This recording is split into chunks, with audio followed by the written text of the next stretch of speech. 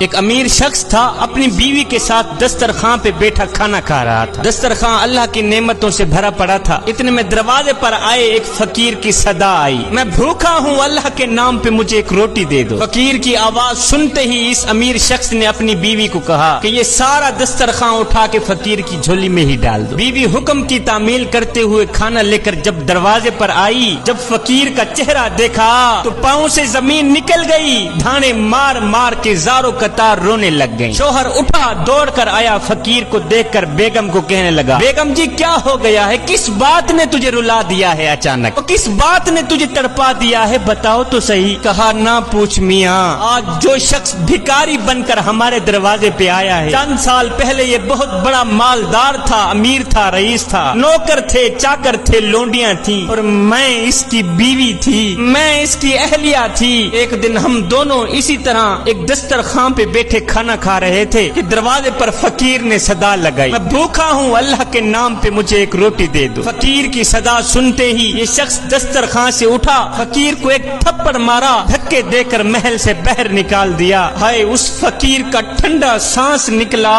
اسی دن سے اس کے حالات بدلتے گئے، کاروبار ٹھپ ہو گیا، نوکر بھی جاتے رہے، لونڈیاں بھی جاتی رہیں، اس نے مجھے بھی طلاق دے دی۔ اس کے چھوڑنے کے کچھ عرصہ بعد میں آپ کے نکاح میں آئی ہے، اب نوبت اس کی یہاں تک آ پہنچی ہے کہ یہ لوگوں سے روٹی مانگنے پہ مجبور ہو گیا ہے۔ بیوی کی یہ کہانی سن کر کہنے لگا، بیگم میں تجھے اس سے زیادہ تعجب والی بات نہ بتاؤں۔ کہا جس فقیر نے اس کے دروازے پر روٹی کی صدا لگائی تھی، جس فقیر کو اس نے دھکے دے کر حویلی سے باہر نکالا تھا، وہ کوئی اور نہیں تھا، وہ میں ہی تھا۔